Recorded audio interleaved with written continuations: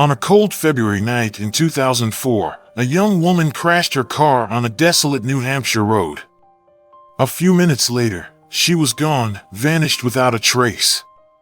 No footprints in the snow. No sign of a struggle. Just an empty car and a mystery that has haunted investigators for 2 decades. But here's where it gets truly bizarre. In the hours leading up to her disappearance, Maura Murray was acting strangely. She lied to her professors. She packed up her dorm room as if she wasn't coming back. She withdrew nearly all the money from her bank account. And then, she was never seen again. What really happened to Maura Murray? Did she run away? Was she abducted? Or is the truth far more sinister? Let's break down one of the most haunting disappearances in modern history. Maura Murray was a 21-year-old nursing student at the University of Massachusetts Amherst. She was smart, athletic, and came from a loving but complicated family. By all accounts, she had a promising future ahead of her. But in the days leading up to February 9th, 2004, something was wrong. February 5th, 2004. It all started on February 5th, when Maura, who was working as a security officer at UMass, received a mysterious phone call. The conversation seemed to have shaken her deeply, leaving her visibly distressed. When her supervisor asked her what had happened, she replied with "Only my sister." Her sister, Kathleen, would later express confusion about this phone call, as she didn't know what could have caused her distress. Yet, in hindsight, it's clear that Maura was hiding something, and that something was about to change her life forever. The weekend before her disappearance. In the days that followed, Maura's behavior became strange and erratic. On February 7th, she was seen searching online for rental condos in New Hampshire, miles away from her school and her family. She had no real reason to go there, and she never spoke about any plans involving the state. But on February 8th, things took a darker turn. Maura emailed her professors to say that there had been a death in her family, requesting time off from school.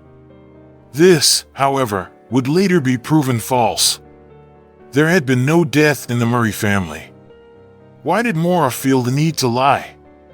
That same night, she withdrew nearly all of the money from her bank account, a total of $280. Why would she take so much cash if she had no clear destination? At this point, it seemed like she was preparing for something. But what? On the morning of February 9th, Maura packed her car, a 2001 Saturn sedan, with a few belongings and, according to some reports, alcohol.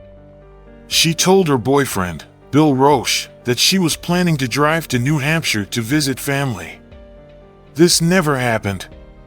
At around 7:27 p.m., Maura crashed her car on a rural road in Haverhill, New Hampshire. It was a desolate stretch of highway, far from any immediate help. The crash occurred just off Route 112, known locally as the Kankamagas Highway. The road was slippery from the snow, and the weather was poor. A local school bus driver named Butch Atwood was the first to encounter Maura after the crash. Atwood was just getting home from his shift when he noticed the Saturn in the snowbank. He stopped his car and approached Maura, who was standing outside her vehicle.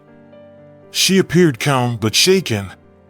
Maura told Atwood that she had already called AAA, though there was no evidence to suggest she had.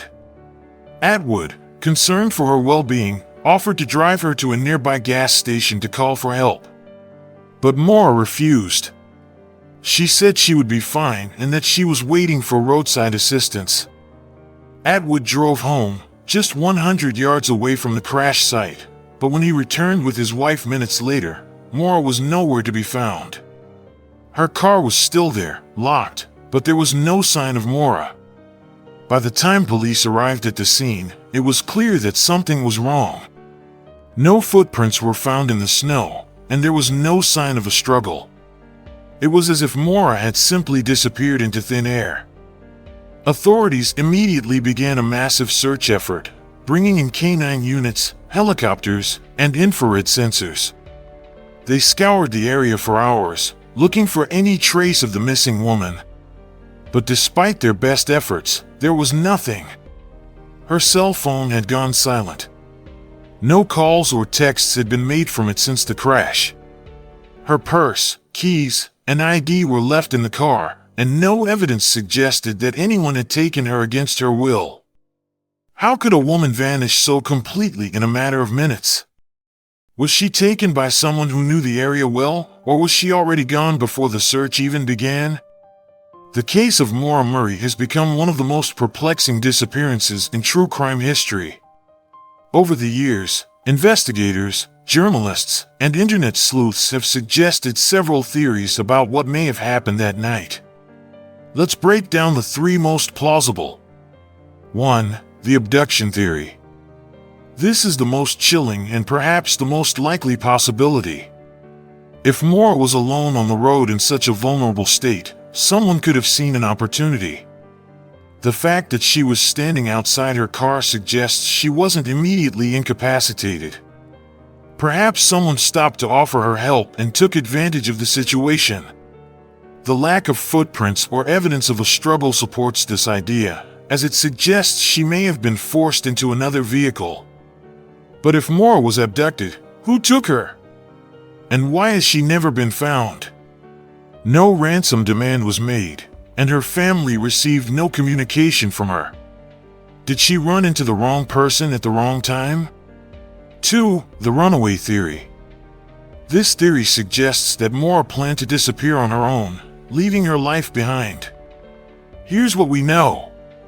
Maura lied about a family emergency, likely because she didn't want to raise suspicion. She withdrew money from her bank account, which could have been to fund her escape. She packed her car with only a few belongings, possibly to start a new life somewhere else. But why leave her car behind? And why never make contact with her family or friends?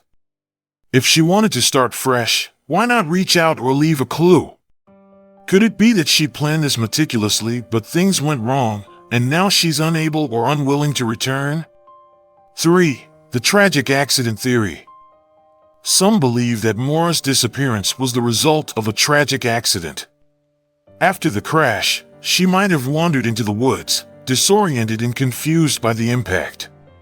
The temperature was freezing that night, and the area is known for its dense forests and difficult terrain. If she had fled the crash site, hypothermia may set in, leading her to collapse. Even though extensive searches of the area yielded no remains, it's possible she moved farther than anyone thought. Could Maura have perished somewhere in the woods, her body too hidden to ever be found? The haunting clues, what we can't explain. Over the years, certain pieces of the puzzle have kept experts and investigators puzzled. Here are some strange and unsettling clues that don't fit neatly into any of the above theories. A mysterious phone call. In the weeks following her disappearance, Maura's phone pinged off cell towers miles away from the crash site. This could mean she was still alive and moving after the crash, or it could be a red herring planted by someone else. The anonymous forum message. A few days after Maura's disappearance, an anonymous post appeared on a missing person forum. Maura is alive. She just doesn't want to be found. Who wrote this? Was it someone close to her? Or was it a random tip? The strange car movement. Investigators believe that a second car may have been involved in Maura's disappearance. A witness claimed to have seen a man near her car shortly before she vanished. But who was he? Was he simply passing by, or does he have something to do with the case? Where is Maura Murray? As of today, Maura Murray's disappearance remains unsolved. No one knows what happened that fateful night in February of 2004. Did she vanish into the woods, taken by an unknown person? Did she choose to escape her life in a desperate act of self-preservation? Or is there an even darker truth hidden deep in the shadows? For Maura's family, this tragedy continues to shape their lives. Her father, Fred Murray, has never given up hope, tirelessly searching for any clues to find his daughter. And so, we are left with one haunting question: What happened to Maura Murray? The answer is out there. Somewhere. But will it ever be found? If you know anything about Maura's disappearance, no matter how small or insignificant it may seem, please contact the authorities. Someone out there has answers, and maybe, just maybe, the truth will come to light. Thanks for watching. If you found this story intriguing, hit like, subscribe for more in-depth investigations, and share your thoughts in the comments. What do you think happened to Maura Murray?